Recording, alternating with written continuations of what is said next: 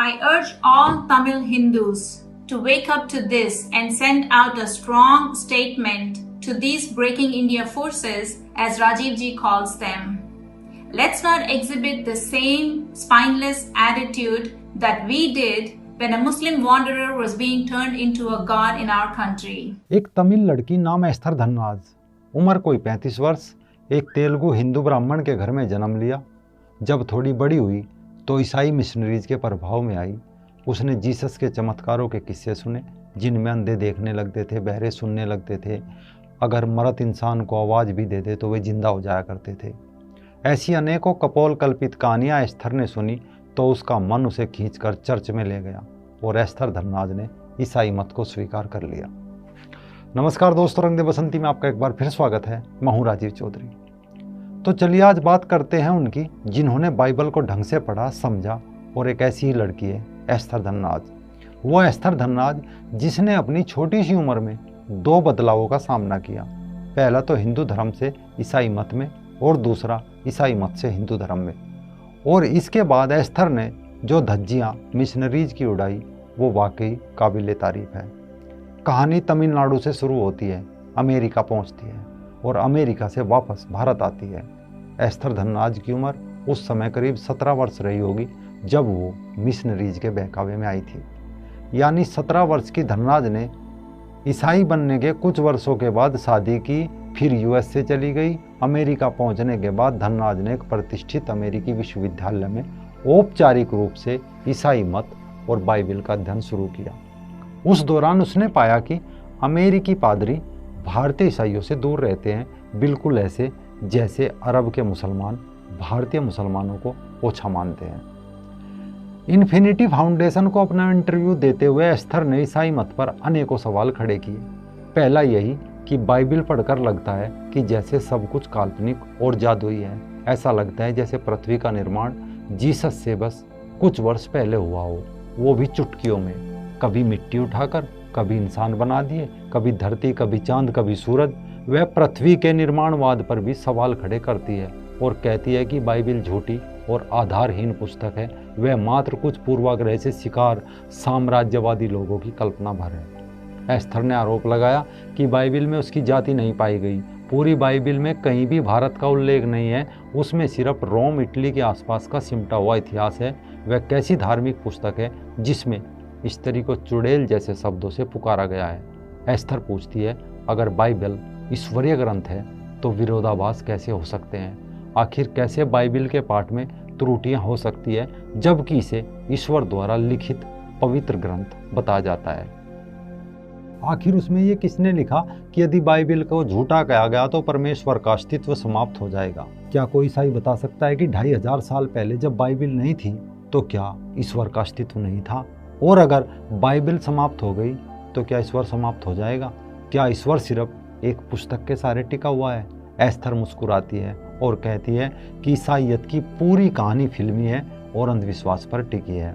हालांकि हम आपको बता दें कि बाइबल के दावों पर कई बार विज्ञान भी सवाल उठा चुका है और वैज्ञानिक भी। कहा जाता है किसी भी सत्य को समझने के लिए उसके अंत तक जाना होता है।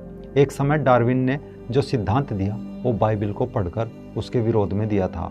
डार्विन पादरी बनना चाहता था, लेकिन जब बाइबल पढ़ी तो सवाल खड़े हो गए। हालांकि सवाल किसी भी इंसान के दिमाग में खड़े होना स्वाभाविक है, तो डार्विन के दिमाग में भी कुछ प्रश्न खड़े हुए कि हम कौन हैं, कहाँ से आए हैं, सृष्टि में इतनी विविधता कैसे और क्यों उत्पन्न हुई, क्या इस विविधता के पीछे कोई एक ठोस सूत्र है? जब ऐसे प्रश्नों ने डार्विन को कुरेदना शुरू किया तो उन्होंने बाइबल में इसका उत्तर खोजने का प्रयास किया। अब बाइबल के मुताबिक तो ईश्वर ने 1 सप्ताह में सृष्टि की रचना कर दी थी, जिसमें उसने चांद, सूरज, पेड़ पौधे, जीव जंतु, पहाड़, नदियाँ और मनुष्य को अलग अलग 6 दिनों में बना था। ये सब पढ़कर डार्विन को घोर निराशा हाथ लगी कि 6 दिन में यह सब नहीं हो सकता, सब कुछ धीरे धीरे हुआ होगा। इस कारण उन्होंने विकासवाद की स्थापना कर दी, क्योंकि उनके द्वारा लिखे गए कई पत्रों, उनकी किताबों में ईसाईयत के प्रति उनके विरोधी विचार साफ नजर आते हैं। अपनी जीवनी में डार्विन ने लिखा था कि जिन चमत्कारों का समर्थन ईसाईयत करती है उन पर यकीन करने के लिए किसी भी समझदार आदमी को प्रमाणों की आवश्यकता जरूर महसूस होगी। डार्विन को ही उन्होंने बाइबल पर सवाल खड़े किए। ठीक इसी तरह एक छोटी सी कहानी गैलीलियो के जीवन से भी जुड़ी हुई है, जिसने बहुत पहले इनके झूठ पर सवाल खड़े कर दिए थे, क्योंकि गैलीलियो तक सारा यूरोप यही मानता था कि सूरज पृथ्वी का चक्कर लगाता है। जब गैलीलियो ने प्रथम बार कहा कि न तो सूर्य का कोई उदय होता और न कोई अस्त होता, बल्कि पृथ्वी ही सूर्य के चक्कर लगाती है, तब गैलीलियो को वेटिकन पोप की अदालत में पेश किया गया। 70 वर्ष का बूढ़ा आदमी उसको घुटनों के बल खड़ा करके कहेगा, तुम क्षमा मांगो, क्योंकि बाइबिल में लिखा है कि सूर्य पृथ्वी के चक्कर लगाता है, पृथ्वी सूर्य के चक्कर नहीं लगाती। और तुमने अपनी किताब में लिखा कि पृथ्वी सूर्य के चक्कर लगाती है, तो तुम बाइबिल से ज़्यादा ज्ञानी हो। बाइबिल जो कि ईश्वरीय ग्रंथ है, जो कि ऊपर से अवतरित हुआ है। गैलीलियो मुस्कुराया और उसने कहा, आप कहते हो तो मैं क्षमा मांग लेता हूँ, मुझे क्षमा मांगने में कोई अड़चन नहीं है। अगर आप कहे तो मैं अपनी किताब में सुधार भी कर दूंगा। मैं यह भी लिख सकता हूँ कि सूरज ही पृथ्वी के चक्कर लगाता है, पृथ्वी नहीं। लेकिन आपसे माफ़ी मांग लूँ, किताब में बदलाव कर दूँ, मगर सच्चाई यही है कि चक्कर तो पृथ्वी ही सूर्य के लगाती है। सच्चाई नहीं बदलेगी। मेरे माफ़ी मांग लेने से सूरज फिक्र नहीं करेगा, न पृथ्वी फिक्र करेगी। मेरी किताब में बदलाव कर देने से अभी तक बाइबिल गलत है, इसके बाद मेरी किताब भी गलत हो जाएगी। लेकिन पोप नहीं माने और साल 2018 में गैलीलियो का एक पत्र सामने आया, जिसके अनुसार 1632 में प्रकाशित इस पत्र के बाद कैथोलिक चर्च के एक समूह ने उन्हें 9 साल तक नज़रबंद करने की सज़ा सुनाई थी। सिर्फ यही नहीं, इससे कुछ समय पहले उत्तरी कैरोलिना विश्वविद्यालय के एक प्रोफेसर जेम्स ए ग्रेट वार्ट एहरमन ने मसीह में अपना विश्वास खो दिया था, क्योंकि उन्होंने जाहिर तौर पर बाइबिल में एक के बाद एक कई गलतियों को खोज निकाला था। उसने कहा, क्या अमानवीयता ईसाई मत का एक अनिवार्य सिद्धांत होना चाहिए? क्योंकि कहा जाता है कि बाइबिल परमेश्वर ने लिखी है, तो क्या उसमें जो अमानवीयता लिखी है वो भी ईश्वर ने लिखी है? क्या यह अज्ञानता मानव जाति के उद्धार के बजाय नुकसान नहीं पहुंचा रही है? ठीक इसी तरह बिली ग्राहम नाम के एक प्रोफेसर ने एक बार कहा था कि हे भगवान, इस पुस्तक में बहुत सी बातें हैं जो मुझे बिल्कुल समझ नहीं आ रही है। इसे पढ़कर मैं सिर्फ झूठ का प्रचार कर सकता हूँ, ईश्वर का नहीं। इसे पढ़कर मैं किसी दार्शनिक और मनोवैज्ञानिक को उनके सवालों के जवाब नहीं दे सकता हूँ। मैंने बाइबिल से दूर हटकर ईश्वर की उपस्थिति और शक्ति को महसूस किया, जिसे बाइबिल के साथ मैंने कभी महसूस नहीं किया था। ठीक इसी तरह अब एस्थर धनराज बता रही है कि काश बाइबिल में कई कहानियों के बारे में किसी की पादरी के पास कोई जवाब होता। पहला किताब उत्पत्ति के बारे में एस्थर कहती है, मुझे विज्ञान से प्यार था।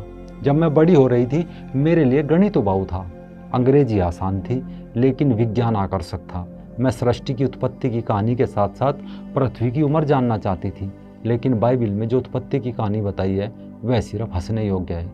हालांकि मेरे पास कई अन्य परेशान करने वाले प्रश्न हैं कि कैसे भगवान ने उन लोगों का कत्ल किया जो अपने चुने हुए लोगों के, यहूदियों के नहीं थे। अब एस्थर कहती है, मैं अपने मूल धर्म में वापस आई हूँ, मैं फिर से खुद को सहज महसूस कर रही हूँ। एस्थर के ईसाई मत को छोड़ने के बाद अब ये लोग सफाई देने में लगे हैं, लेकिन लोगों को मिशनरीज से सवाल पूछते रहना चाहिए और जवाब मांगते रहना चाहिए। भारत में चमत्कारों से मरीज को ठीक करने वाले गरीबों को बहला फुसलाकर ईसाई बनाने वालों को डार्विन, गैलीलियो और एस्थर धनराज के सवालों के जवाब देने चाहिए, वो भी आस्था के नहीं बल्कि तर्क के आधार पर। साथ ही ईसाईयत को गंभीरता से समझने वाले, उस पर सवाल खड़े करने वाले एस्थर धनराज को हमारी ओर से उसकी घर वापसी की हार्दिक शुभकामनाएं।